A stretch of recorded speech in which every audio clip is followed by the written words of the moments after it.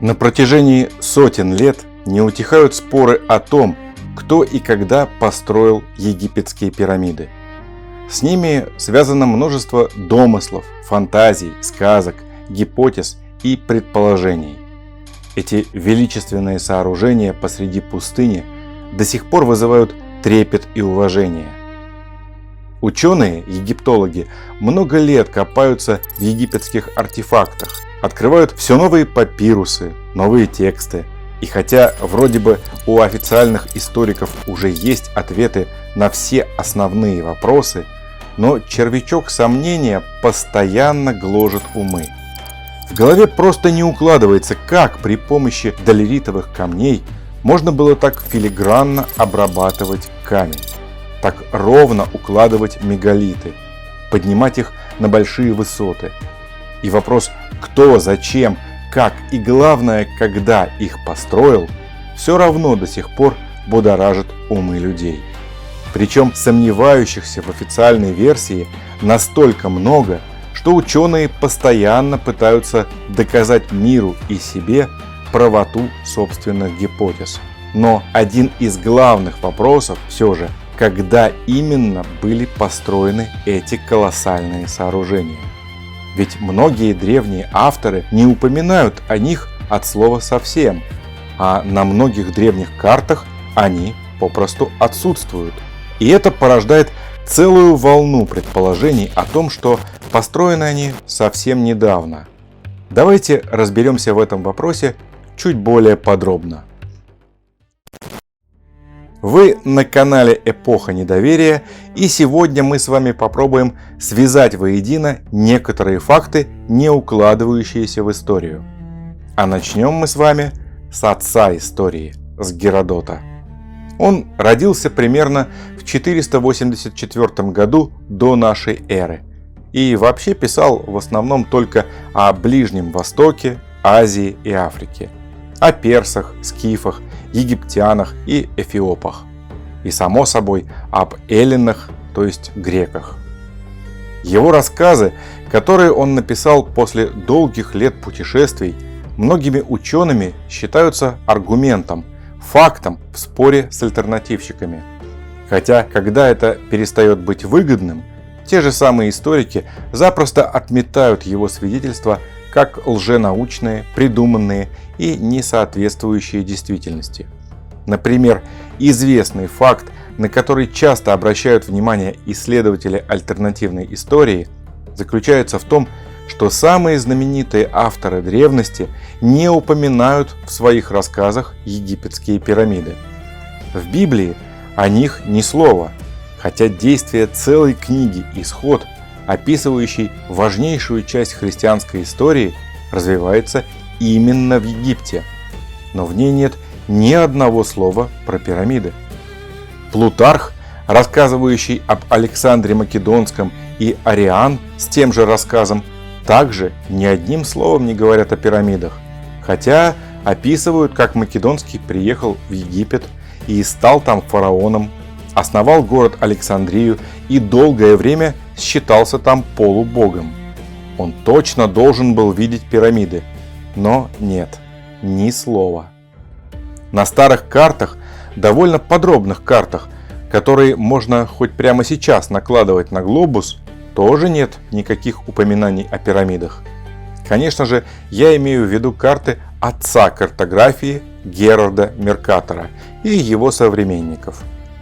Далекие артефакты вроде Золотой Бабы где-то в Сибири на них изображены, а пирамиды, которые должны быть вот прямо здесь, под самым боком, недалеко от теплого южного побережья Средиземного моря в Египте, нет. Как так? И вот тут на помощь современным историкам привлекаются в качестве доказательства такие авторы, как Геродот, Страбон, Плиний Старший и Диодор Сицилийский. Они точно упоминали о пирамидах и даже описывали их строительство.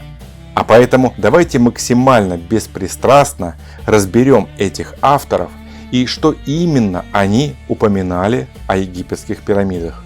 Причем для справедливости разберем всех, и со стороны альтернативщиков, и со стороны официалов. Ветхий Завет. Исход. Начнем с Библии, ведь это один из мощнейших аргументов сторонников альтернативной истории.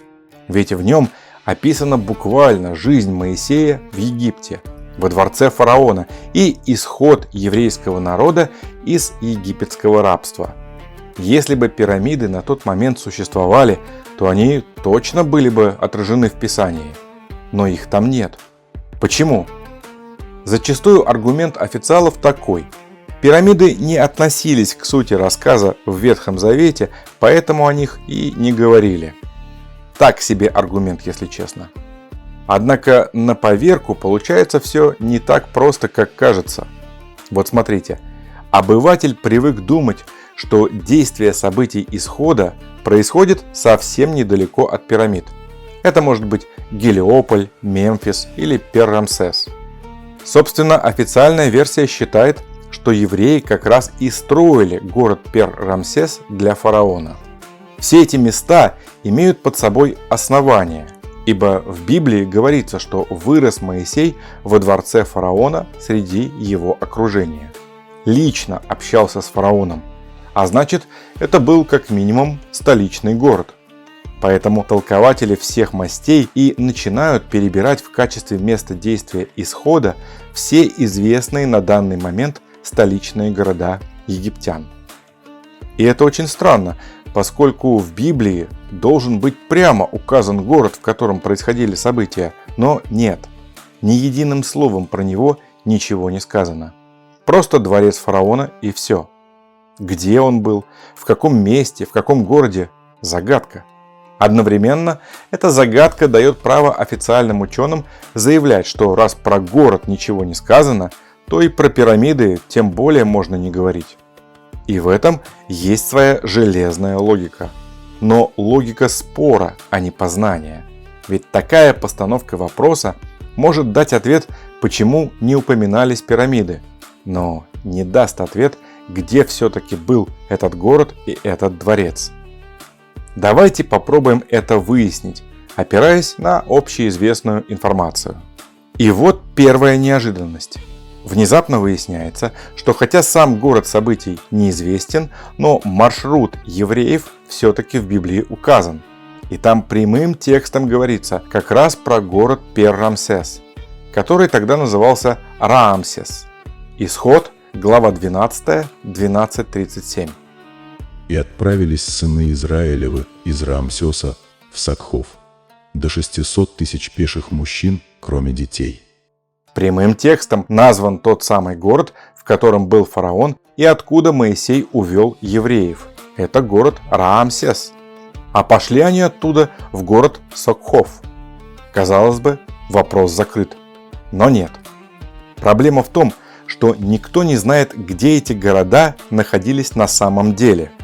Сейчас принято считать, что город Раамсес, он же Пер-Рамсес, он же современный Кантир, зона раскопок Тель-эт-Даба, а Сакхов – это, соответственно, руины Тьеко в Тель-эль-Масуте. Во всяком случае, так считается. И все маршруты исхода евреев строятся, соответственно, на этой информации.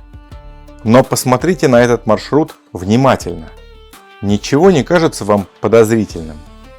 Правильно, на пути евреев нет Красного моря.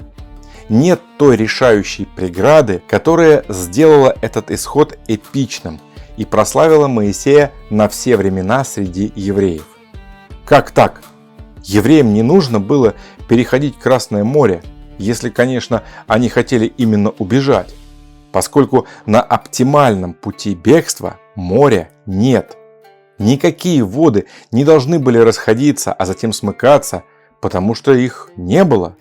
Для того, чтобы произошло известное нам чудо, нужно специально идти в сторону моря, а затем вдоль него и именно со стороны фараона, а не с противоположной.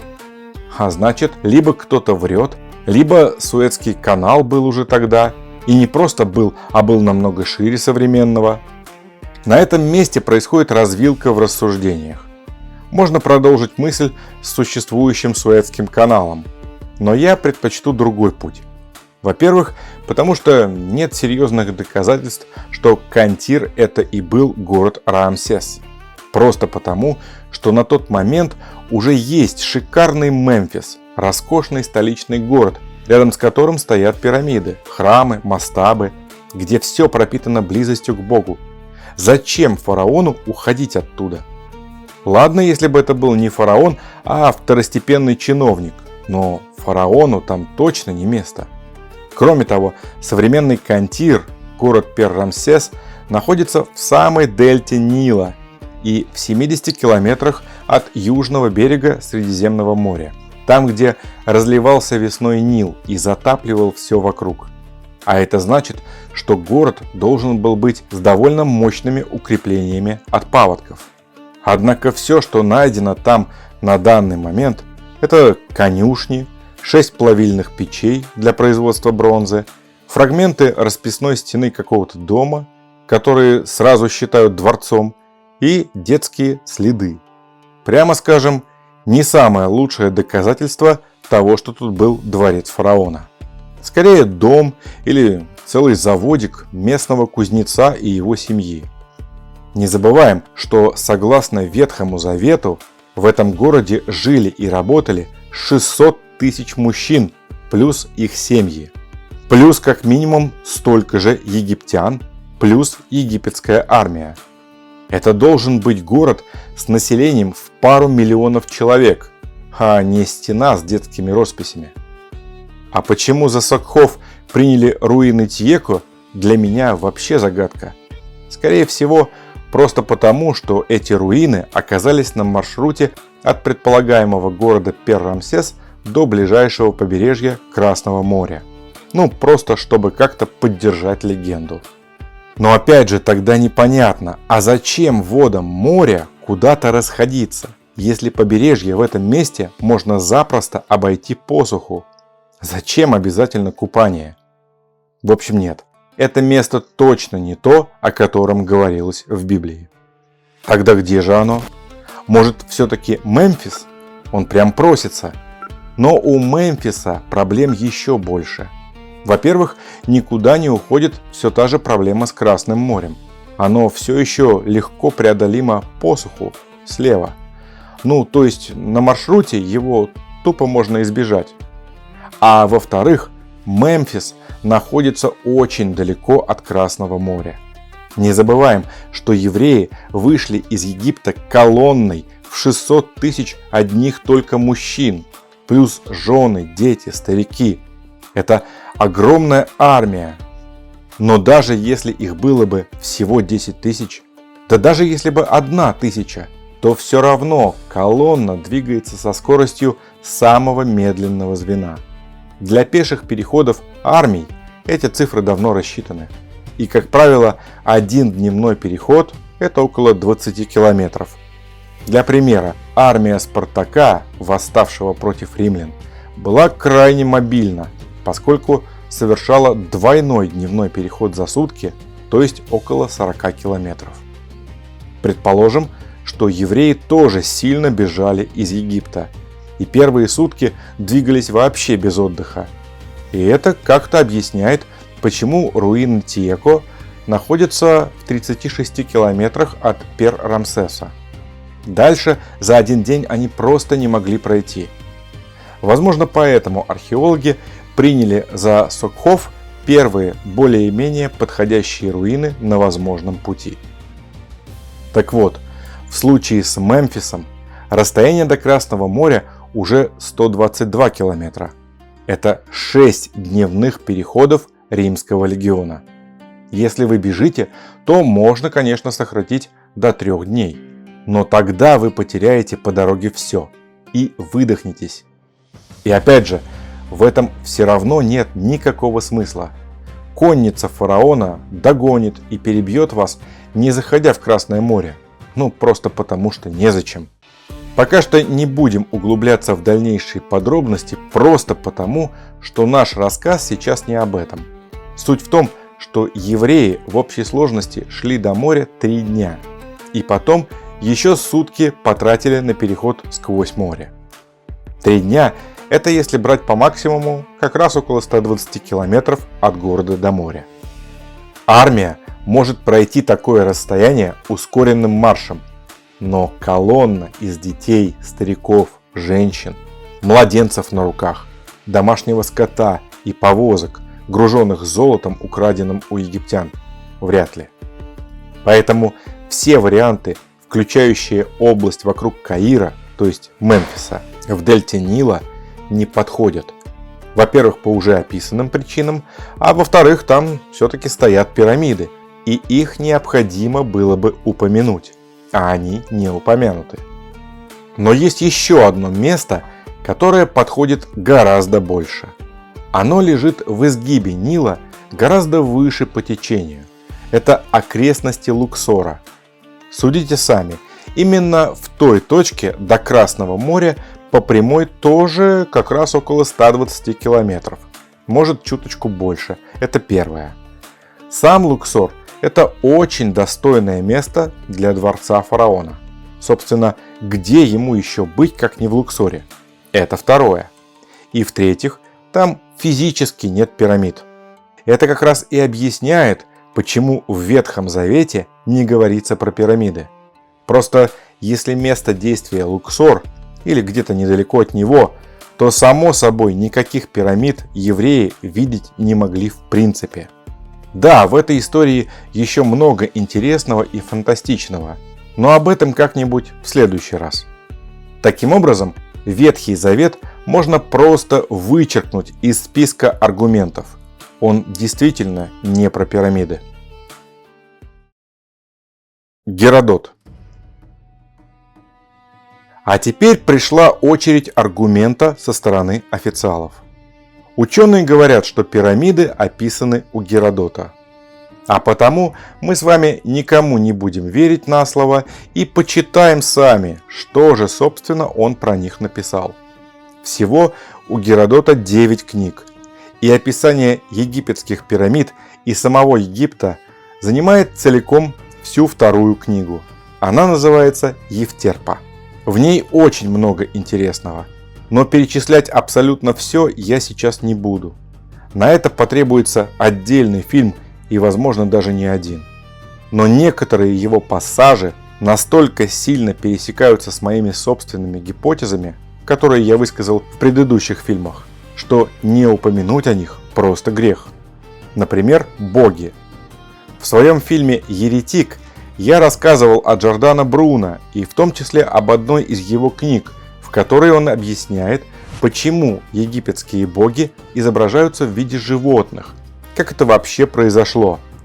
Занятная история, но суть сводится к тому, что это те же самые хорошо знакомые нам с вами греческие боги – Зевс, Дионис, Марс, Афина, Гера и прочие, которые для битвы с определенным врагом, очень сильным и мощным врагом, решили пойти на хитрость и преобразились в животных, чтобы подкрасться к этому врагу.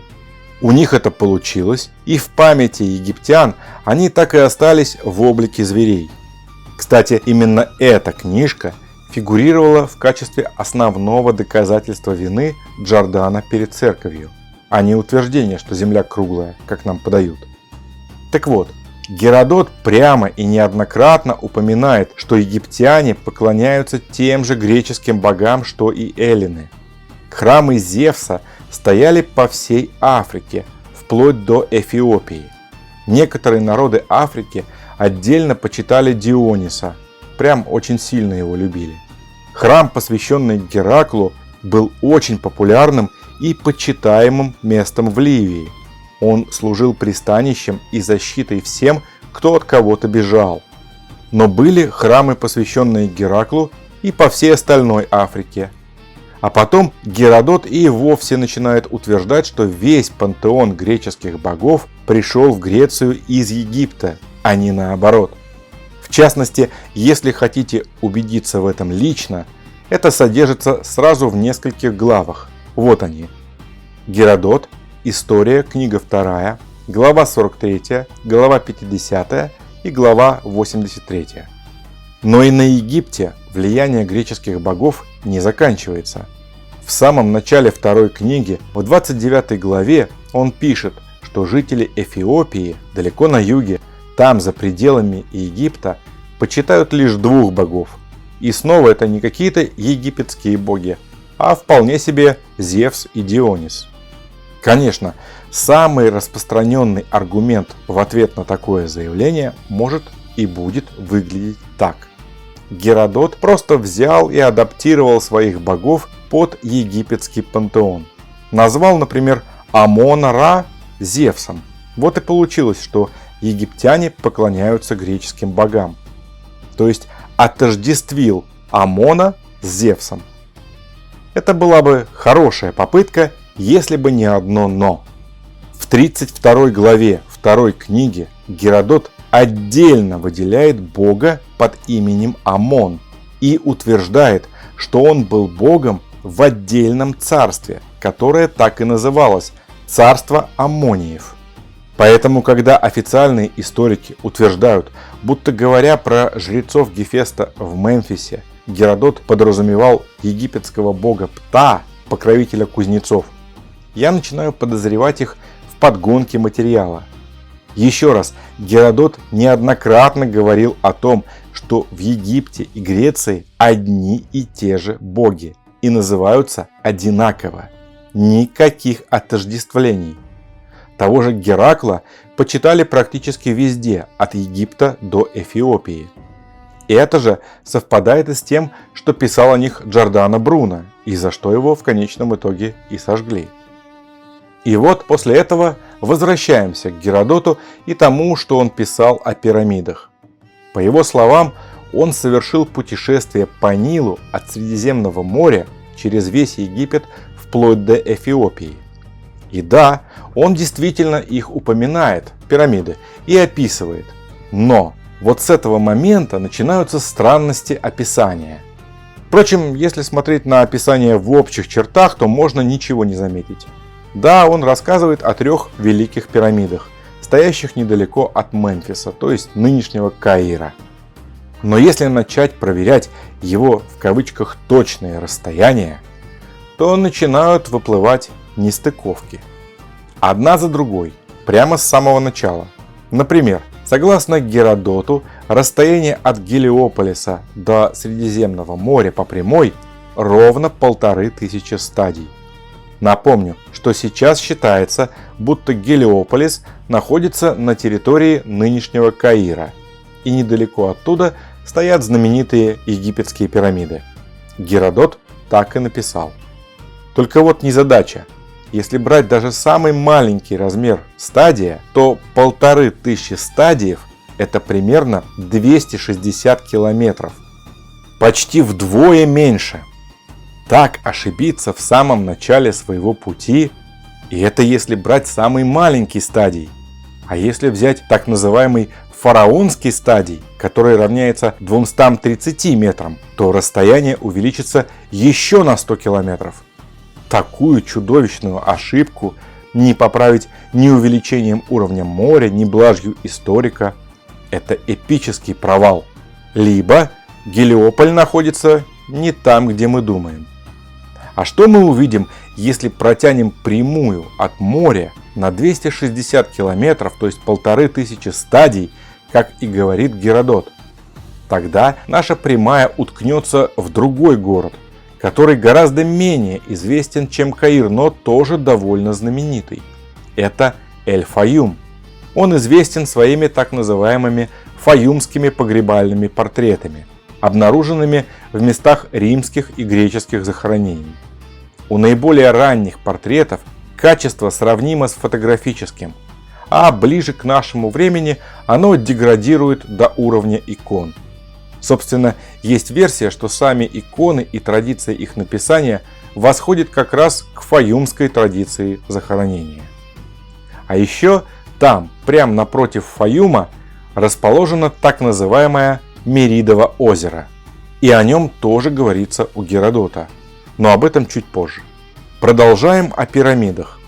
Далее Геродот сообщает, что от Средиземного моря с севера на юг тянется горная гряда так называемых Аравийских гор, Причем горы эти тянутся до, подчеркиваю, до Красного моря, а затем кончаются и резко поворачивают к морю. И именно в этих горах, по словам Геродота, добывали камень для строительства пирамид. Ну, тут целый букет нестыковок. Во-первых, как я ни искал, сейчас в этой области никаких гор нет. Да, есть большое плато, высотой плюс-минус километр над уровнем моря, но оно ровное. Хотя незадолго до берега действительно кончается, перемешиваясь то плавными песчаными спусками, то резкими каменистыми обрывами, из-под которых действительно выглядывают горные основания. Создается впечатление, будто горы послужили неким барьером, стеной, образовавшей чашу, наполненную песком. Геродот сообщает, что в самом широком месте нужно почти 2 месяца, чтобы перейти эти горы с востока на запад. Если смотреть по современному ландшафту, то даже учитывая самое медленное передвижение, этот участок можно преодолеть за неделю, максимум 10 дней. Собственно, мы только что говорили об исходе евреев, которые должны были двигаться именно по этому маршруту, и у них этот путь занял 3 дня. Но никак не 60. Такие длинные переходы характерны только для очень труднопроходимой местности, которой, собственно, и являются горы. А сейчас их нет.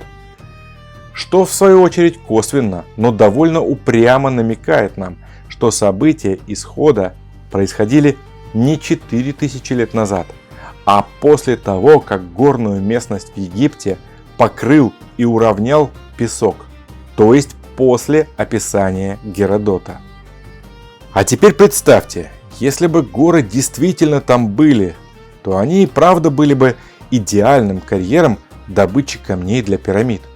К чему долгие, мучительные и бессмысленные перевозки из далекого Асуана, если нужный материал прямо под боком? Но если карьеры действительно засыпаны песком почти в километр высотой, то, само собой, ни один археолог не полезет копать в такую глубину. По крайней мере, раньше не полез бы.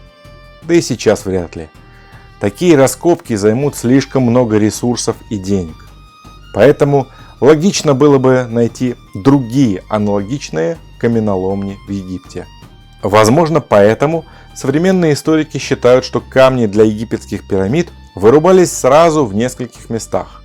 Гранит добывался в Асуане за 1000 километров от Гизы, диорит в районе Тушка в сотнях километров от места окончательного строительства. Хотя есть карьеры и ближе. Например, известняк добывался прямо тут, недалеко от самих пирамид, на Ливийском плато. А базальт тоже относительно недалеко, возле оазиса Фаюм, который мы с вами уже упоминали. И это чистая правда. В Асуанском карьере действительно добывали гранит. Такое подделать трудно, если вообще возможно. Проблема только в том, что добывать гранит так далеко не имеет смысла. Просто потому, что рядом уже есть базальтовый карьер, который по прочности намного выше, чем гранит. Если только внутри пирамид нет гранитных блоков, появление которых нужно как-то объяснить. Далее Геродот говорит, что на другой же ливийской стороне тянутся скалистые и в зыбком песке погребенные горы. В этих горах стоят пирамиды. Простираются эти горы так же, как и аравийские, с севера на юг. В этом месте сейчас тоже нет никаких гор. Есть огромная песчаная ровная пустыня, которая простирается на сотни и тысячи километров. Хотя пирамиды стоят на самом краю этой пустыни. Для того, чтобы до них добраться от Каира, нужно подняться на песчаное возвышение, холм, сначала на высоту 36 метров, а прямо перед пирамидами еще на 11 метров. То есть пустыня не просто находится рядом с Каиром, она вплотную возвышается над ним на 47 метров. Это высота 15-этажного дома, если что. А дальше высота пустыни только увеличивается. Через несколько километров на запад высота песков уже 230 метров над уровнем моря, то есть на 210 метров выше Каира. Если бы пустыня состояла только из песка, то эта огромная масса давно бы занесла с собой город. Но этого не происходит. Значит, ее что-то останавливает. И лучшим сдерживающим фактором могут быть только горы. И действительно, официальная наука так и говорит: пирамиды Гизы стоят на скальном основании. А поскольку эти скалы очевидно выше уровня города, то их можно назвать горами. Мелкими, конечно, но все же. Далее, через несколько глав, Геродот рассказывает о самом строительстве пирамид. Так вот, он утверждает, что пирамида Хеопса была длиной основания в 8 плетров и такая же в высоту. Если один плетр равен минимум 30 метров, а бывают значения и больше, то основание пирамиды Хеопса, согласно Геродоту, это минимум 240 метров. И высота тоже 240 метров. А в реальности это не так. Точнее, длина основания почти совпадает. Нынешние размеры оснований равны 230 метров. Плюс-минус 10 метров вполне можно списать либо на неточность самого геродотовского плетра, либо на его другое значение, либо на осыпавшуюся штукатурку в конце концов. А вот с высотой все иначе.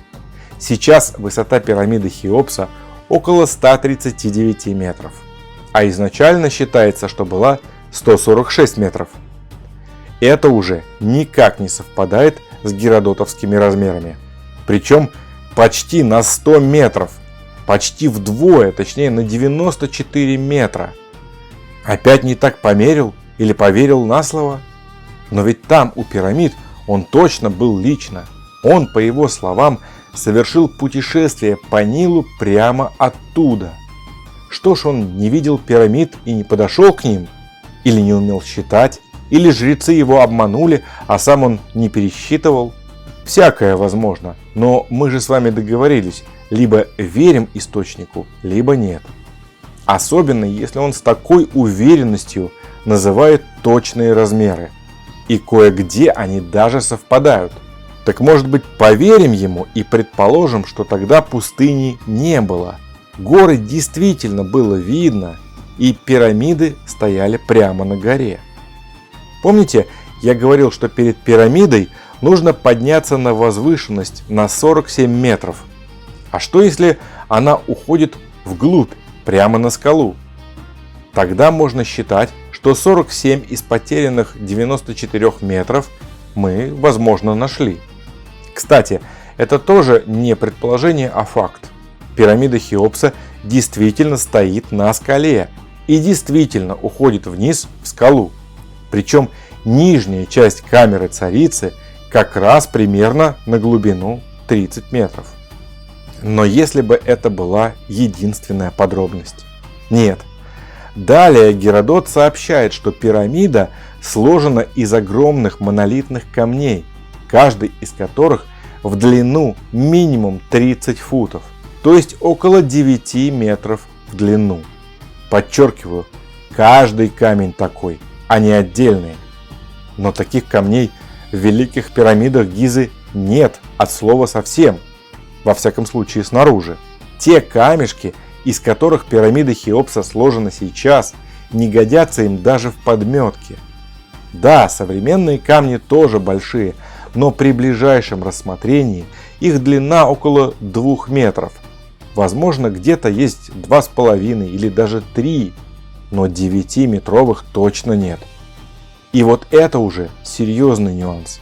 Это уже не спишешь на доверчивость перед рассказчиком, ведь для того, чтобы увидеть эти громадные блоки, достаточно просто к ним подойти. Неужели Геродот просто посмотрел на них издалека, не остановился, не подошел, не дотронулся рукой, а просто поверил гиду в лодке?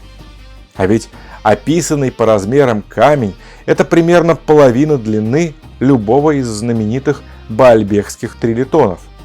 Только в Баальбеке их всего 3, а на постройку пирамиды Хеопса судя по Геродоту, ушли сотни, если не тысячи. И тогда возникает законный вопрос. А Геродот точно видел пирамиды своими глазами? Или он их все-таки придумал? Если видел, то что это были за пирамиды? Потому что по описанию они не совпадают с современными. А если он их придумал, то зачем? Идем дальше. Все, кто интересуется историей, знают о том, что по официальным историческим данным Великая пирамида Хеопса строилась 20 лет.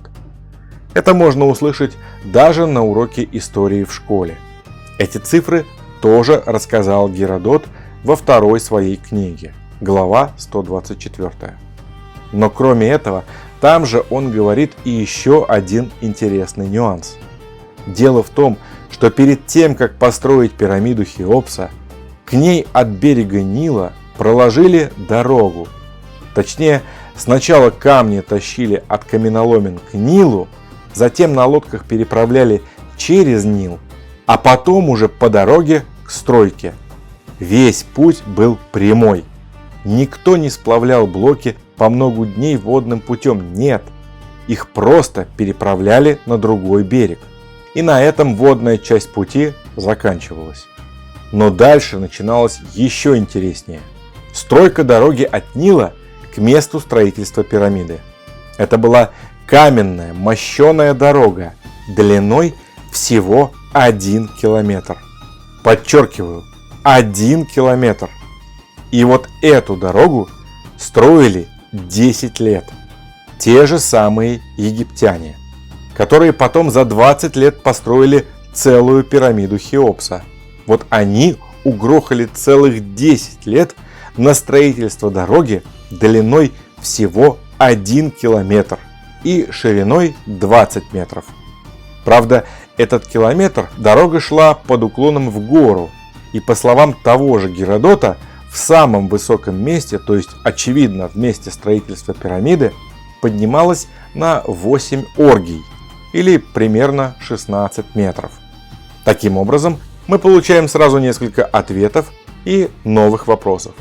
Во-первых, мы понимаем, что от воды до скального основания пирамиды был подъем на 16 метров. Поскольку сейчас этот подъем уже 47 метров, то мы можем аргументированно предположить, что пирамида Хеопса точно должна уходить под землю еще на 31 метр. Ну, то есть на глубину 10-этажного дома. А 31 метр – это как раз глубина погружения вниз камеры царицы. То есть камера царицы находится не глубоко в шахте, вырубленной в скале вниз, а на бывшей поверхности скалы, с которой и начали строительство пирамиды. А сама пирамида и сейчас стоит засыпанная песком на 30 метров. И где-то там, внизу, возможно, кроется ее настоящий вход. Ну или в противном случае рабочие Египта должны были закидывать мегалиты на высоту 30 метров, что ли? Конечно, я утрирую, и могли вырубить в скале дорогу еще дальше вверх. Это ведь египтяне, что им стоит гору построить или вырубить скалу? Но дело в том, что тогда бы Геродот об этом написал, а он не написал. А вы обратили внимание, какая ширина была у этой дороги? 10 оргий, то есть минимум 20 метров, а то и больше. Для понимания, одна полоса современной асфальтовой автомобильной дороги от 3 до 4 метров шириной. 20 метров – это минимум 5 4-метровых полос или 7 3-метровых. То есть эта дорога была шириной современную скоростную автомобильную магистраль с 2 полосами в каждую сторону, плюс еще одна дополнительная резервная полоса, скажем, посередине. И она была не песчаная, а вымощена тесанными, подогнанными друг к другу каменными блоками, плитами, на которых, к тому же, согласно Геродоту, были еще и вытесаны различные фигуры. Какого размера блоки должны были тащить по такой дороге? И зачем на камнях из которых якобы состояла временная дорога для доставки блоков, вытесывались каменные фигуры. Это значит, что дорогу планировалось использовать и после строительства еще очень долго. Ну или во всяком случае точно не уничтожать. Тогда где она сейчас? Я думаю, ее точно не стоит искать возле нынешних Великих пирамид. Просто потому, что длина этой дороги от берега Нила до места стройки пирамиды, согласно Геродоту, ровно 1 километр. И все бы ничего, только вот сейчас от пирамиды Хеопса до берега Нила 8 километров. Честно говоря, вызывает недоумение, когда на такие очевидные и простые вопросы я получаю ответ вроде «он просто ошибся». Пока я читал книгу Геродота, она вся пестрела такими отсылками. Там он ошибся, тут он неправильно понял переводчика, там отождествил, тут присочинил. Из всего рассказа Геродота историки почему-то безоговорочно доверяют лишь тому, что он, несомненно, был в Египте и видел эти пирамиды. А во всем остальном получается, что Геродот был каким-то слепым, глухим, слабоумным калекой, который не мог ни как следует рассмотреть, что перед его глазами, ни посчитать размеры, ни правильно понять переводчика, который постоянно путал имена, даты, царей, фараонов, годы их правления и их родственные отношения. Хочется сказать историкам, вы хоть сами-то понимаете, что такими поправками создаете образ Геродота как психически нездорового фантазера. Но при этом вы почему-то точно знаете, что он видел пирамиды Гизы, и это ваш железобетонный аргумент. А помните массу старинных карт, которые якобы ошибочно рисовали египетские пирамиды, как им в голову придет? Вот и получалось не похоже. Так вот, они рисовали не то, что в голову придет, а то, что написал Геродот. Я тоже нарисовал пирамиду в 3D-программе согласно его размерам. И у меня получилось примерно то же, что и на старинных, якобы неправильных картах. И поэтому я еще раз задаю вопрос всем историкам. Геродот описывал именно те пирамиды, которые мы сейчас видим на плато Гизы, или какие-то другие и в каком-то другом месте? И вот тут становится еще интереснее. Оказывается, согласно Геродоту, на плато Гизы действительно стояли и другие пирамиды. Я сейчас говорю не о серии мелких пирамидок рядом с 3 великими, а о других, аналогичных по размеру пирамидах. Это, например, 2 огромные пирамиды, которые стоят, точнее стояли, в центре так называемого Меридова озера. Считается, что озеро это существует и по сей день. Оно находится там же, на плато Гиза, но на 75 километров юго-западнее пирамиды Хеопса. И именно на его берегу находится тот самый оазис Аль-Фаюм, в котором были найдены знаменитые фаюмские надгробные портреты, поражающие своей фотографической точностью. Согласно описанию Геродота, это огромное озеро, имеющее в окружности 3600 стадиев или 60 схен, что в переводе дает, внимание, примерно 630 километров. Мало того, это озеро якобы целиком искусственное, вырыто египтянами по указу царя Мерида, глубиной в 50 оргий, то есть примерно 87 метров. И вот почти посередине этого озера, на его дне, должны стоять 2 пирамиды высотой 175 метров каждая. До середины эти пирамиды были погружены в воду, а выше середины выглядывали из воды на 87 метров в высоту.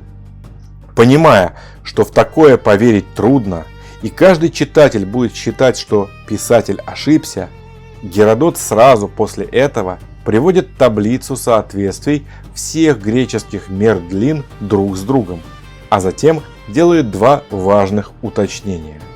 Во-первых, говорит, что да, вы не ослышались, окружность озера 630 километров, что равняется длине всего морского побережья Египта. И это не мое образное сравнение, а прямая цитата Геродота. Он прямо так и написал: окружность Меридова озера равна длине всего морского побережья Египта. И действительно, карта Египта 5-6 веков до нашей эры показывает береговую линию Египта именно такой длины, плюс-минус десяток километров. Во втором уточнении Геродот говорит, что вода в этом озере неестественного происхождения, поскольку местность здесь сухая и безводная, а потому египтяне прорыли сюда канал из Нила, и его вода заполнила вырытый котлован. Само озеро простиралось в длину с севера на юг, и если это была окружность, то есть круглое озеро, то его диаметр должен был равняться 200 километрам. Это целое внутреннее море. А то, что сейчас называют Меридовым озером, даже близко на него не похоже. Ни по размерам, ни по форме. На нем нет никаких пирамид и даже намека на их останки. Но Геродот же утверждал, что своими глазами не только видел это озеро и пирамиды в нем, но даже ходил там. Конкретно эта часть описывается во второй книге Геродота в 148-149 главах. Так куда эти пирамиды делись? Напомню, что пирамида – это геометрическая фигура, которую крайне сложно разрушить. Просто потому, что она идеально подпадает под золотое сечение. Даже если она полностью рассыплется, то куски от нее обвалятся к ее подножию и сами образуют новую пирамиду. Но от этих двух гигантских 185-метровых пирамид не осталось ни следа. Как, впрочем, и от самого озера. И снова вопрос: можем ли мы верить или нет? Можем ли мы после этого принимать аргумент о том, что Геродот видел пирамиды Гизы? Если мы говорим о современных пирамидах Гизы в контексте поставленного изначально вопроса, то, на мой взгляд, однозначно нет.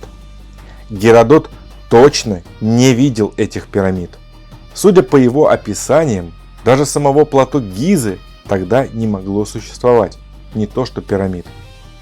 Тогда что это было? Акт переписывания истории?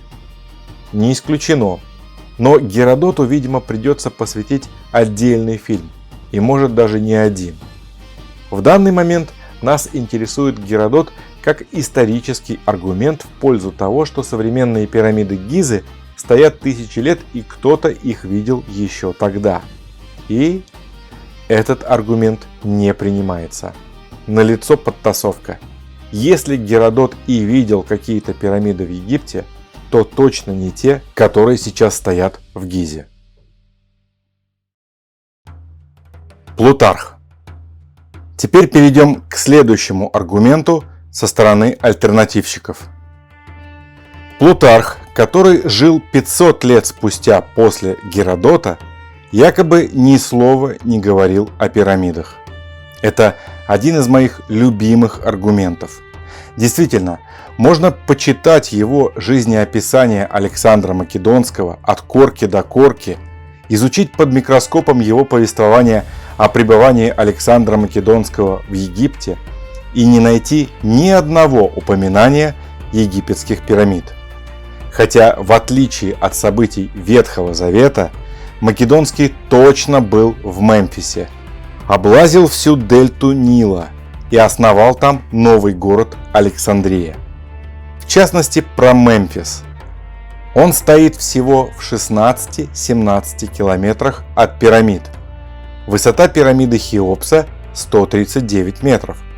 Точнее, сейчас она 139 метров, а во времена Македонского она была якобы высотой в 146 метров.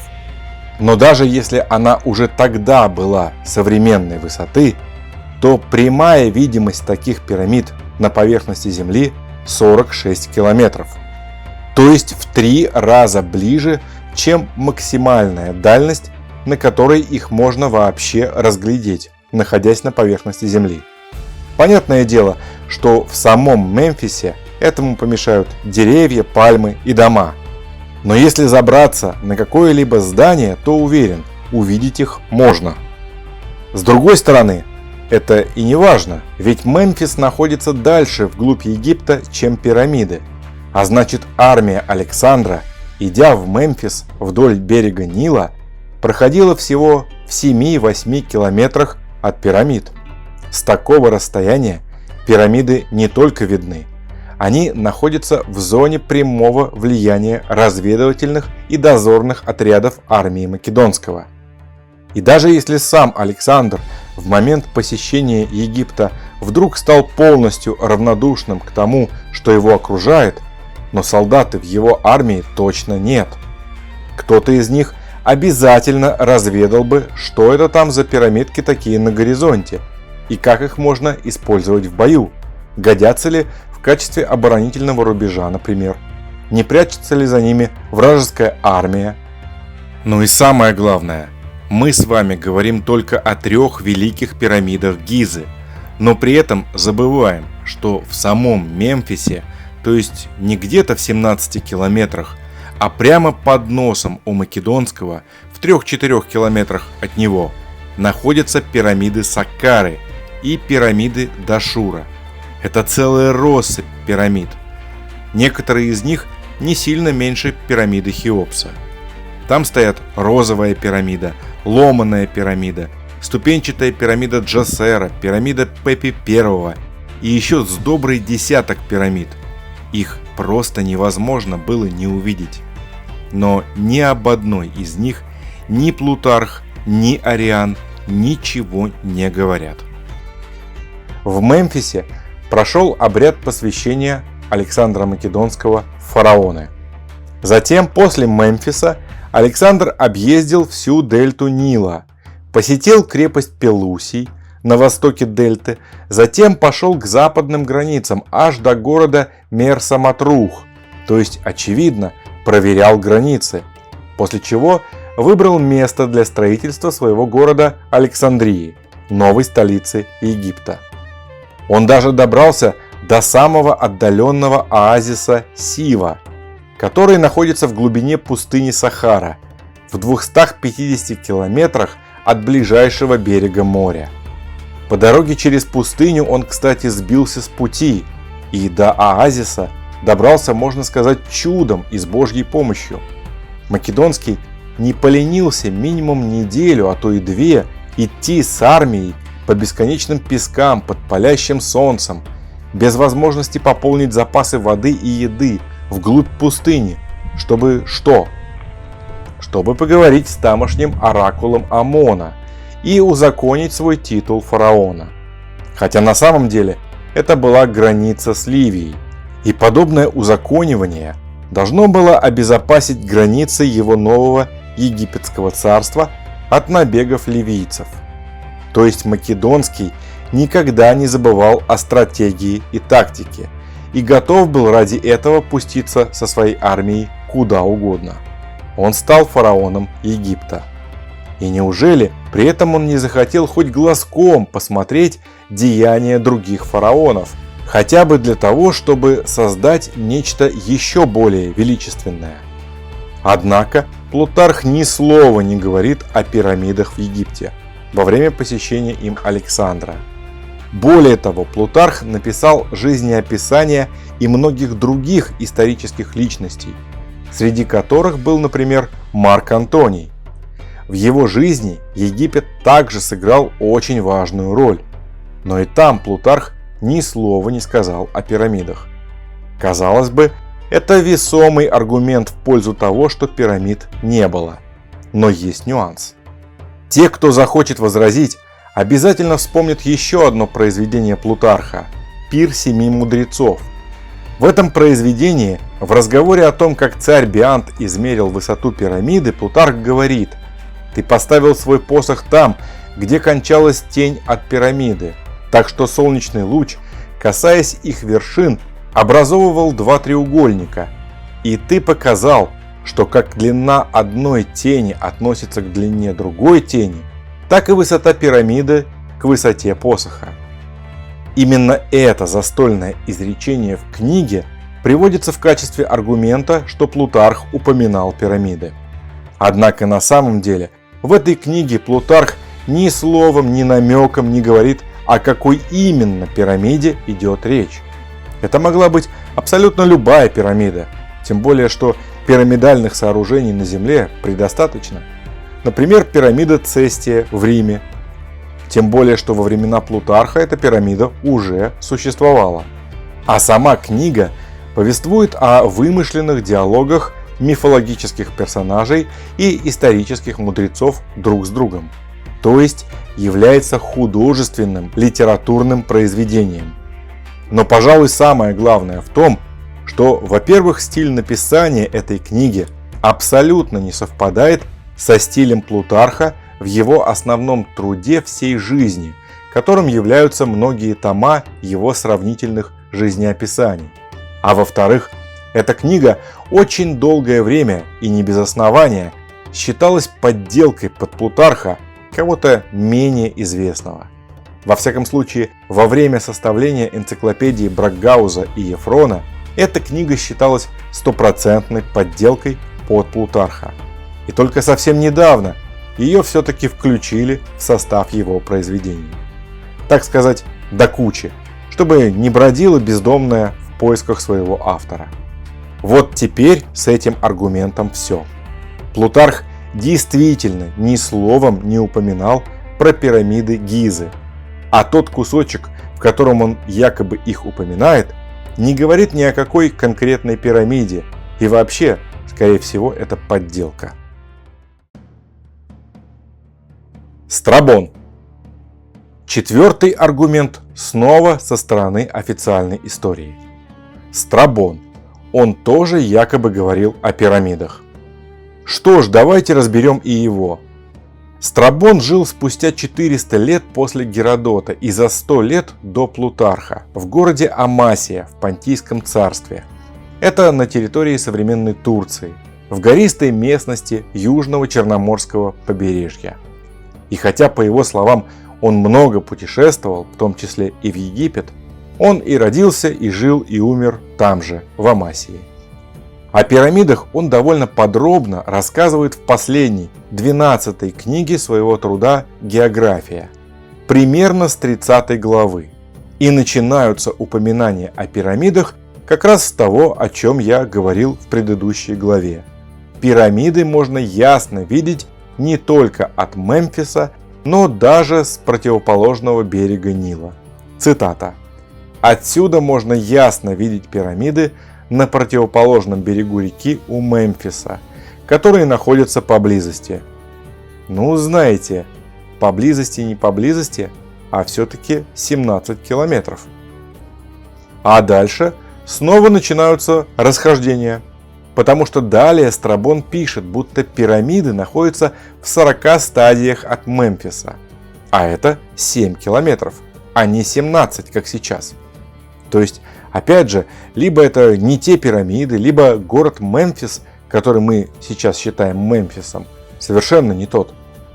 Страбон сообщает, что на горном плато стоят много пирамид, а не 9, как сейчас. Конечно, возможно, я цепляюсь к мелочам, и для Страбона 9 это уже много, но неточности на этом не кончаются. Страбон также говорит, что в высоту пирамиды достигают стадии, то есть минимум 175 метров. Да, они уже не такие высокие, как описал Геродот, но все равно не совпадают с современными размерами аж на 35 метров. Это высота 12-этажного дома. Это Страбон пишет о первых двух великих египетских пирамидах – Хеопса и Хефрена. А третий же он пишет следующее. Эти пирамиды стоят поблизости одна от другой, на одинаковом уровне. Но далее, на большей высоте горного плато, стоит третья пирамида, гораздо меньшего размера, хотя для ее сооружения потребовалось гораздо больше средств, ибо от самого основания почти до середины она построена из черного камня, из которого делают ступки, причем камень доставляют издалека, с гор Эфиопии. Вследствие своей твердости и трудности обработки этот материал сильно удорожает строительство. В этой фразе, несмотря на кажущуюся правдоподобность, масса нестыковок с реальностью. Во-первых, посмотрите на нее. Вы где-нибудь видите, чтобы она состояла из черного камня? И я не вижу. Хотя историки наверняка скажут, что черным греки называли красный ассуанский гранит. У греков вообще творилось что-то странное со зрением. То у них не было синего цвета, и они называли его черным. Теперь вот оказывается, что у них и красного цвета не было. Какие-то зрительные мутации. Впрочем, такое заявление вполне объясняет и поддерживает версию о том, что блоки для пирамид вырубались в Ассуанском карьере. Он далеко, и там красный гранит. А историки, в свою очередь, заявят, что да, облицовка пирамиды Микерина была из красного ассуанского гранита, а потом в XVI веке прискакали дикие мамлюки и утащили облицовку с собой. Это официальная версия, кстати. И да, на этой пирамиде все-таки сохранилась часть облицовки из красного гранита. Вот тут. Во всяком случае, этот момент совпадает с официальной версией, если бы не обращать внимания на одну деталь. А именно, эта облицовка не закончена. Камни сложены, но отшлифована только малая часть. А Страбон говорил, что пирамида закончена и облицована. А тут мы видим явный недострой. И если убрать из головы вбитый официальной версией шаблон, то при виде этого сразу же рисуется другая картина. Эту красную гранитную облицовку не воровали, а наоборот устанавливали и не справились с задачей.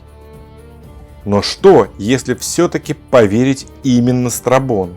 Что за черный камень такой может быть прочностью гораздо выше, чем гранит? Ну, конечно же, кварцит. Но он разноцветный, зеленый, красный, желтый. А черный? А черный – это еще более прочный базальт. Страбон сказал, что камень этот везли не из Египта, а из гор Эфиопии. Ассуан, как ни крути, был частью египетского царства, а Эфиопия была тогда, да и сейчас, гораздо дальше на юг. И там как раз есть базальтовые каменоломни. И не просто каменоломни.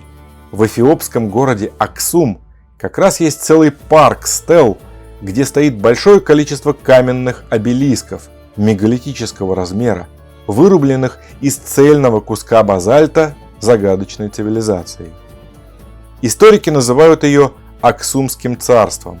Но для меня до сих пор загадка, каким образом царство, обладающее такими мощными технологиями в обработке и транспортировке камня, вдруг исчезло. Но об этом, пожалуй, в отдельном фильме. А сейчас вернемся к цитате Страбона. Он заявляет, что первые две пирамиды стоят на одном уровне, а третья, маленькая, стоит на возвышении. Чтобы это проверить, можно просто запустить Google Земля и посмотреть уровень высот. Пирамида Хеопса стоит примерно на уровне 60 метров над уровнем моря, плюс-минус. Следующая пирамида Хефрена стоит на уровне 69 метров над уровнем моря, то есть ее основание выше, чем основание пирамиды Хеопса на 9 метров. Но если для Страбона это один уровень, то так тому и быть. А вот пирамида Микерина, маленькая, стоит на уровне 73 метра над уровнем моря. То есть, что у нас получается? Перепад высот в 10 метров Страбон считает одинаковым уровнем, а перепад в 3-4 метра – это уже возвышение. Эти две неточности, цвет материала пирамиды и ее положение относительно двух других, уже заставляют немного усомниться в словах Страбона. Далее Страбон сообщает, что лично наблюдал, по его словам, удивительное явление. Перед пирамидами лежат груды обломков, среди которых попадается что-то напоминающее окаменевшую чечевицу. Говорят, это окаменелые остатки пищи рабочих. Конец цитаты. Итак, просто вслушайтесь в этот абсурд.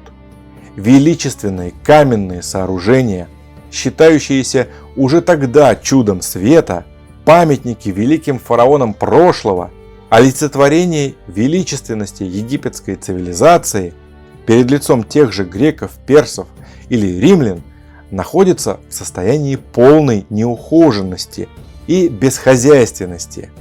За тысячи лет никто не удосужился навести порядок, убрать каменные обломки, ухаживать за символом своего государства. Нет. А пищи в виде чечевицы и пшеничных зерен было столько, что рабочие не могли все съесть и обильно сыпали их на землю, видимо, уже не в состоянии видеть их в своей тарелке каждый день, после чего эти семена окаменели. На открытом воздухе, под солнцем. Не сгорели, их не съели насекомые, не склевали птицы, не сожрала саранча и мыши. Они не завяли, не ферментировались, они окаменели.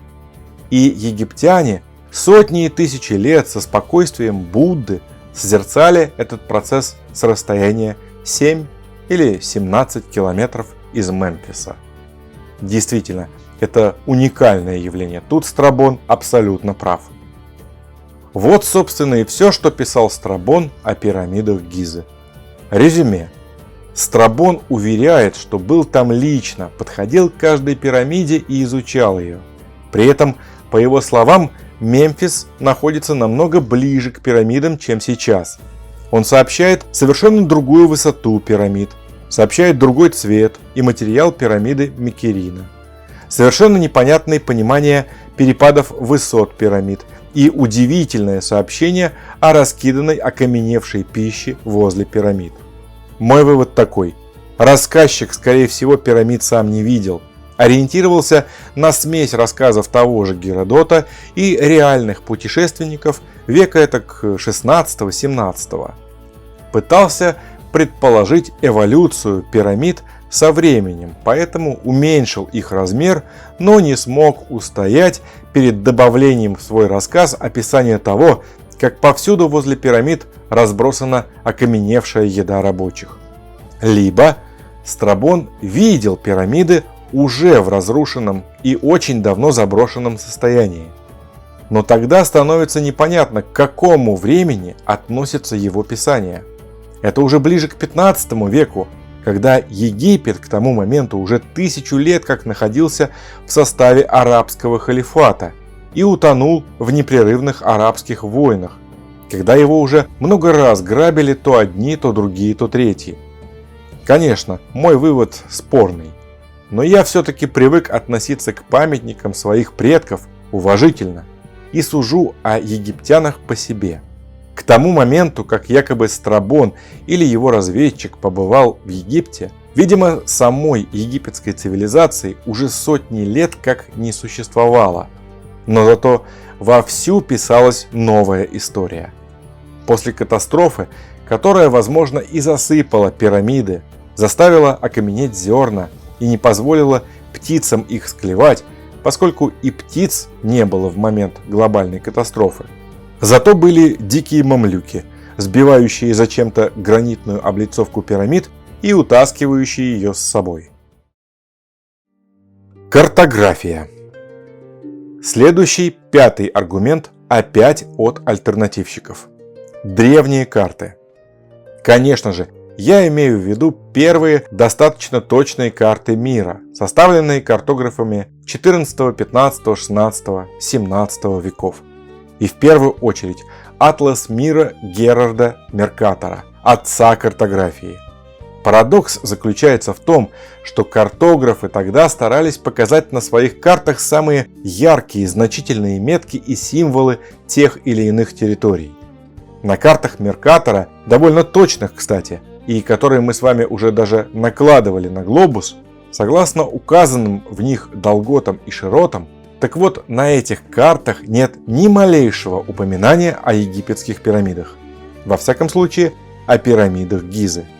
И это при том, что далекий и загадочный монолит из золота, так называемую «золотую бабу», находящуюся далеко в Сибири и никем до сих пор не найденную, Герхард Меркатор и другие картографы уверенно изобразили. И даже указали примерное ее местоположение. А вот пирамиды Гиза, которые по логике вещей должны быть в прямой доступности картографов 16-17 веков, на их картах не изображены.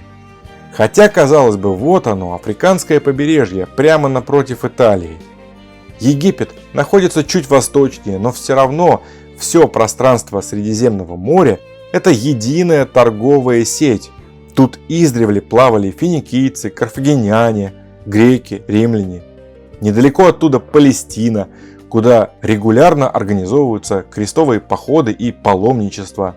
Да гора Синай находится гораздо дальше Египта, а туда ходят паломники. Но все равно на этих картах нет пирамид. Все что угодно есть, какие-то цари, какие-то чудовища, а вот пирамид нет. Неужели это настолько ничтожное творение, что о нем не стоит упоминать? Лично я считаю, что это очень мощный аргумент в пользу того, что пирамид тогда еще попросту не было. Однако, справедливости ради, стоит заметить, что и тут все не так просто.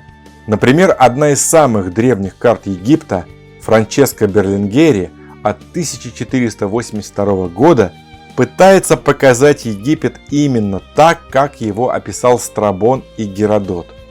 Две горные гряды, одна вдоль Красного моря, так называемые Аравийские горы, а напротив них горная гряда Ливийских гор. В долине между ними и расположилось Египетское царство. На этой карте есть несколько огромных круглых озер с островками посередине. Их форма в виде цветка говорит о том, что они явно рукотворные.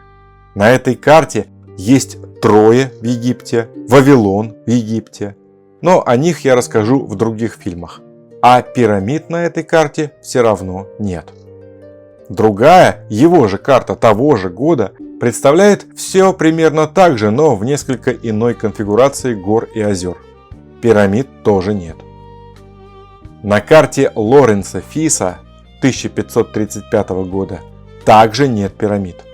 А вот на карте Джакомо Гастальди от 1548 года они уже есть, но их расположение даже схематично не похоже на современное. Их внешний вид соответствует больше геродотовскому описанию, чем реальному внешнему виду. На карте Джеролама Раскела от 1561 года пирамид снова нет, ни одной, но начинают потихонечку исчезать Аравийские горы. Эта горная гряда теперь перестала быть сплошной и образует горные островки. На картах Себастьяна Мюнстера 1570 года и Георга Брауна и Франца Хогенберга 1572 года, изображающих Каир, пирамиды есть. И они тоже абсолютно не соответствуют ни современному виду, ни положению, ни форме.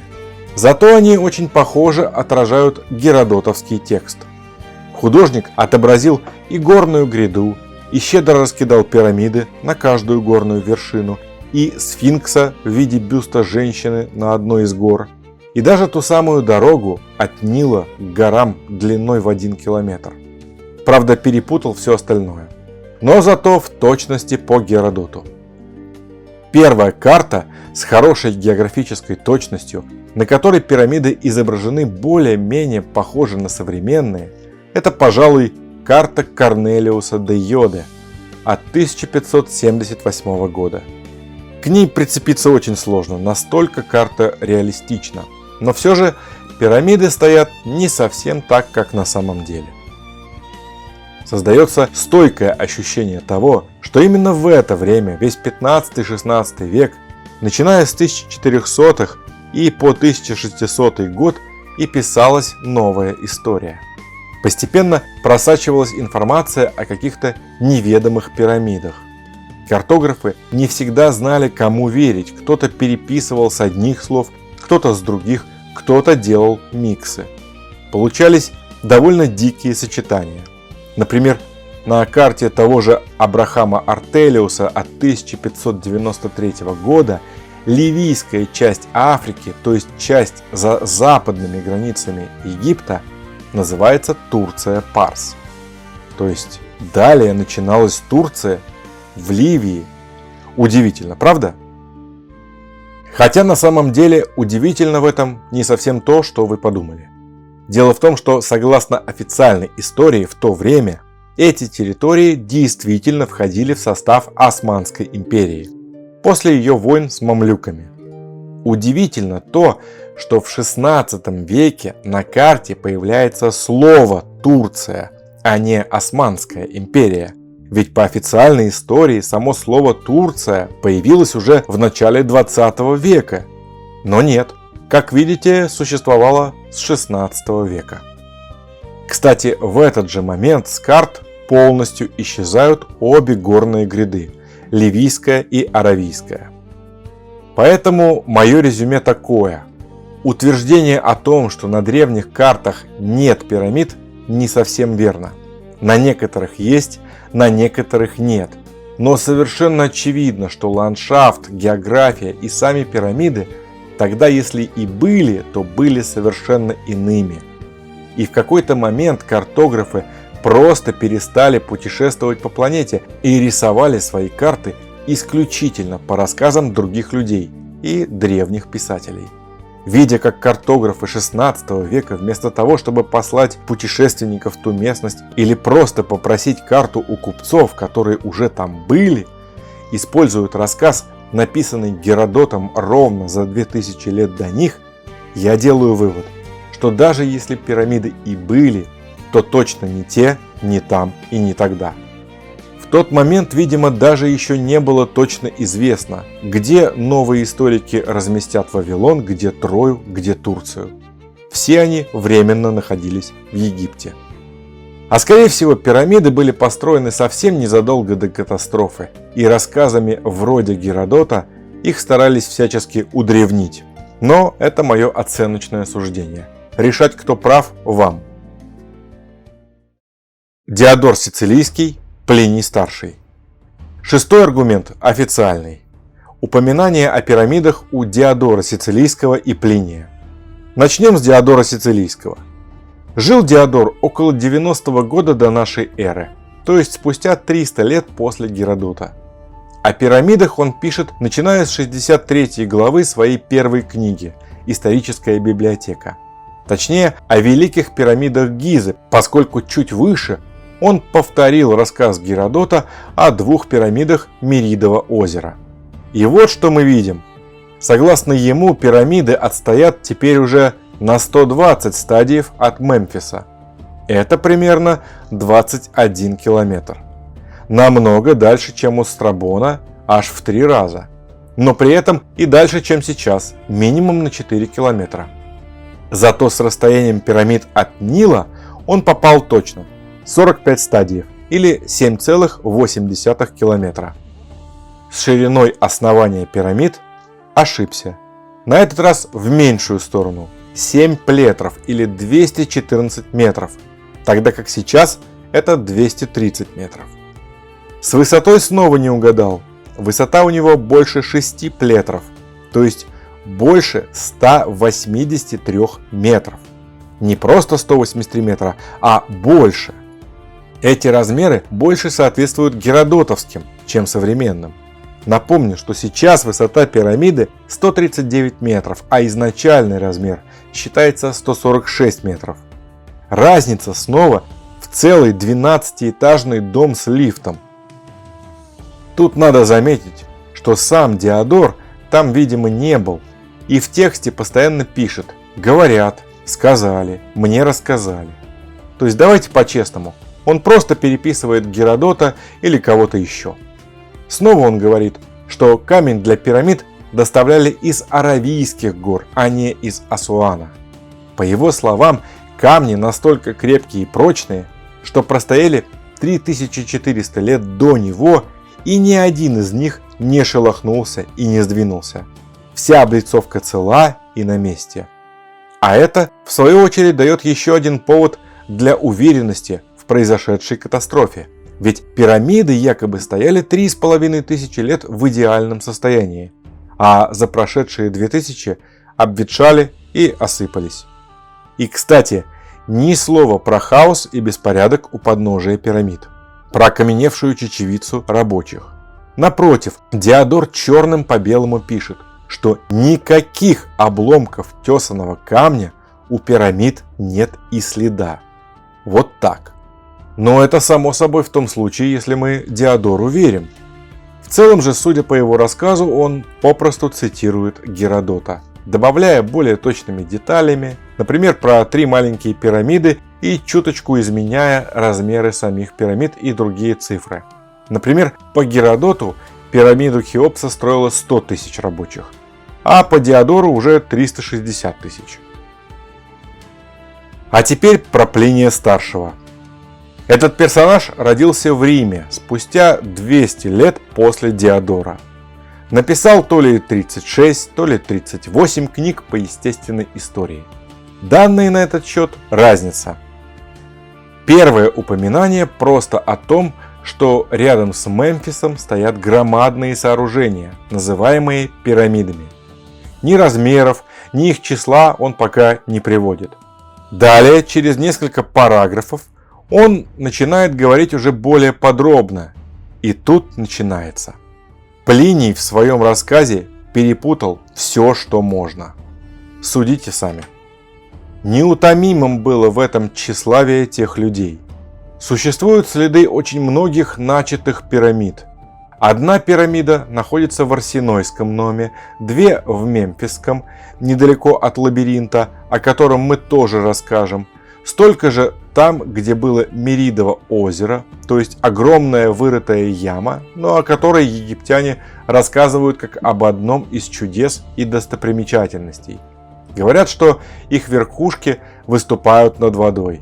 Остальные 3, которые наполнили своей славой весь мир, целиком видимые отовсюду проплывающим на судах, находятся в африканской части на скалистой и бесплодной возвышенности между городом Мемфисом и так называемой, как мы сказали, дельтой, менее чем в 4000 шагах от Нила, в 7500 шагах от Мемфиса, с деревней поблизости, которую называют Бусирис.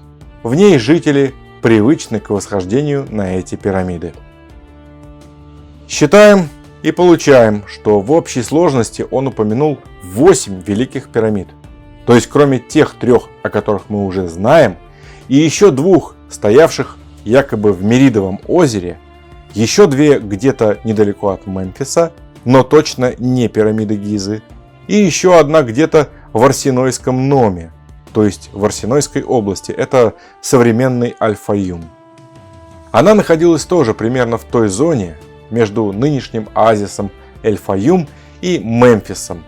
Про маленькие пирамиды он либо ничего не говорил, либо сказал, что много следов начатых пирамид, но не законченных. То есть они не просто есть, а их много, и они не разрушены, а начаты и заброшены. Теперь про наши многострадальные 3 пирамиды Гизы. Плиний считает, что они отстоят в 4000 шагах от Нила. Римский шаг – это примерно 74 сантиметра. Умножаем на 4000 и получаем расстояние от Нила до пирамид почти ровно 3 километра. Напомню, сейчас это расстояние почти 8 километров. От Мемфиса, по его словам, эти пирамиды стоят в 7500 шагов. Опять умножаем и получаем 5,5 километров. Напомню, сейчас Мемфис в 17 километрах от пирамид. Размеры пирамид. Тут совсем весело, потому что длину основания пирамиды Хеопса Плиний угадал точно. По его словам, она составляет 783 фута. Римский фут равен примерно 29,6 сантиметра. То есть в пересчете получается 231,5 метр. Ошибка всего в 1 метр, что можно списать, например, на неточное знание нами длины римского фута. Там разница всего 2 мм на каждый фут. А вот с высотой Плиний тоже ошибся. Да еще как. По его словам, она составляет 725 футов, то есть 214 метров. То есть куда-то потерялось почти 69 метров высоты или 23 этажа современного здания. Более того, Плиний подтверждает мою догадку, которую я высказал чуть раньше, о том, что маленькая пирамида Микерина была сделана из базальта, добытого в эфиопских каменоломнях. То есть он прям буквально так и пишет. Это именно базальт, черный базальт из Эфиопии, а не красный гранит из Асуана. Никакой зрительной мутации у греков не было. Камень был действительно черный, и это действительно был базальт, а не гранит. Тогда у меня вопрос к официальным историкам. А когда это черные базальтовые камни, из которых была сложена пирамида Микерина, успели поменять на известняк и красную гранитную облицовку, которую потом якобы стащили дикие мамилюки? А дальше по тексту Плиний попросту подробно перечисляет свои источники, из которых взял эту информацию. Само собой, на первом месте Геродот. Затем Евгемер, Аристагор, Дионисий, Артемидор, Бутарит и так далее. Но ведь Плиний и сам был в Египте. Собственно, он был командующим римским легионом в Египте, а значит, просто обязан был видеть пирамиды лично. И не просто видеть, а также как Македонский и любой командующий составить подробную карту тех мест. И тогда снова вопрос, а кому, собственно, верить? Геродоту, Плинию, Диодору, современным утверждениям? Резюмируя все вышесказанное, можно подвести итог. Первое. Можно ли верить Ветхому Завету, что участники книги «Исход» не видели пирамид, даже если они и существовали? Как ни странно, да. Независимо от того, были пирамиды или нет, во времена Исхода евреи точно не видели пирамид просто потому, что место действия было от них очень далеко. Второе. Можно ли использовать Геродота как доказательство того, что он видел пирамиды в Гизе? Нет. Даже если он и видел пирамиды, это точно не те пирамиды, что стоят в Гизе сейчас. Третье. Можно ли утверждать, что раз Плутарх не упоминал пирамид, значит их не было? Однозначно да. Четвертое. Можно ли использовать Страбона как аргумент, что пирамиды Гизы были? Однозначно нет. У него огромная масса нестыковок, среди которых одна из главных – упоминание о хаосе у подножия пирамид. Плюс полное несовпадение по размерам, расстояниям и положению. Он просто списывал откуда-то, скорее всего у того же Геродота. А раз мы не верим Геродоту, то и тем, кто у него списывал, тоже. Пятое. Можно ли использовать отсутствие пирамид на древних картах как аргумент, что их не было? Однозначно да. Те пирамиды, что указаны на картах до начала 17 века, это, судя по всему, художественная адаптация все того же Геродота. Шестое. Можно ли верить Диодору Сицилийскому? Нет. И все по той же причине. Он просто списывал у Геродота. Седьмое. Можно ли верить Плинию? Откровенно говоря, лично мне больше всего хочется верить именно Плинию Старшему. Просто потому, что это военный, не ниже полковника по современной классификации. А учитывая, что он был еще и прокуратором Сирии, то, пожалуй, и командующим армией вполне может быть. И был он не просто полковником действующей армии, но и сама его армия, место службы, было как раз там, у пирамид Египта. Из всех перечисленных авторов у меня он вызывает больше всего доверия, но, как обычно, есть но. Возможно, ни Плиния Старшего, ни Плиния Младшего, равно как и прочих Геродотов, Страбонов, попросту не существовало. Все они появились внезапно, в начале 15 века, и у них у всех есть конкретные средневековые авторы, которые якобы нашли их рукописи, затем переписали, после чего оригиналы этих рукописей тут же таинственным образом исчезли навсегда. А мы с вами видим именно их списки 15 века, у которых есть конкретные авторы.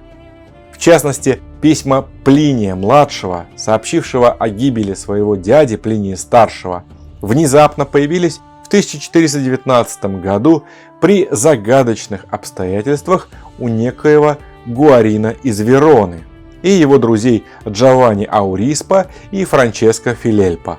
Они привезли около 50 неизвестных тогда манускриптов, в том числе Страбона и Диодора Сицилийского и даже Платона, после чего перевели их с греческого на латынь и обнародовали. Среди них все рукописи Страбона, 15 рукописей Плутарха и все письма Плиния-младшего.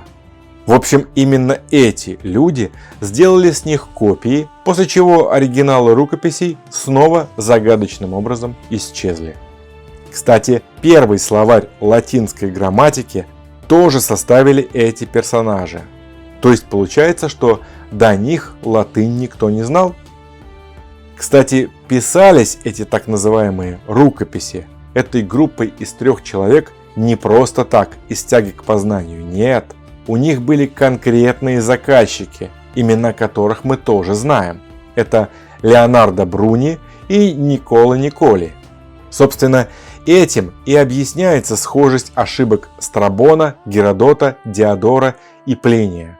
Просто писали их одни и те же 3 человека, по одному и тому же заказу, по одному и тому же техническому заданию, от одних и тех же заказчиков. В общем, если вас заинтересовал этот момент с загадочным появлением многих античных рукописей в 1419 году, то настоятельно рекомендую посмотреть 4 серии фильма о Помпеях на канале Странницы. Там разворачивалась прямо-таки детективная история, и лучше, если вы услышите о ней в изложении непосредственно автора работы, а не в моем пересказе. Ссылочку на них добавлю в описании этого видео.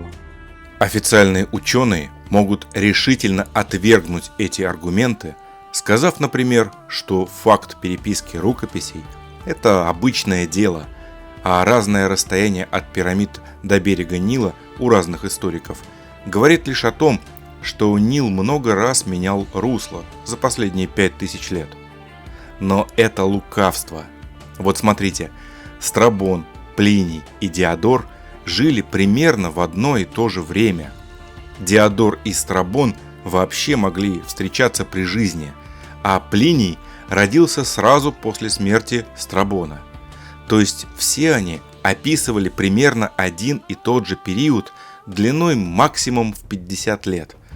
Однако за эти 50 лет Нил, судя по всему, минимум трижды радикально поменял свое русло и расстояние до пирамид. И это были изменения в километры. Разве будет хоть один строитель строить каменные дороги, пристани, города, на строительство которых уходит десятки лет в том месте, где русло меняется каждые 10 лет на целые километры? Однозначно нет. Для сравнения, за последние 53 года, как показывает спутниковая съемка, русло Нила не изменилось ни на дюйм, хотя диапазон дат ровно такой же. Кроме того, менялось не только расстояние от пирамид до Нила, менялось и расстояние до Мемфиса, причем уже в десятки километров, и опять же на протяжении всего лишь 50 лет. Поэтому, независимо от того, существовали ли эти философы на самом деле или были выдуманы, ни один из них не был лично в Египте. Они писали либо с чужих слов, либо видели какие-то более древние рисунки или, может быть, даже фотографии. То есть история в любом случае фальсифицирована, независимо от того, были эти люди в реальности или нет. А мы с вами, пожалуй, подошли к самому интересному. А что же было на самом деле? Неужели всю нашу современную историю написало всего 3 человека в 1419 году? Конечно, нет. История писалась сразу несколькими конкурирующими группами, и у них у всех был доступ к той или иной информации о прежнем мире. Отсюда и разные карты, например. Где-то пирамиды есть, где-то нет. Где-то карты почти неотличимы от современных по точности, а где-то карты того же самого периода написаны словно курица лапой. Но об этом в следующей серии.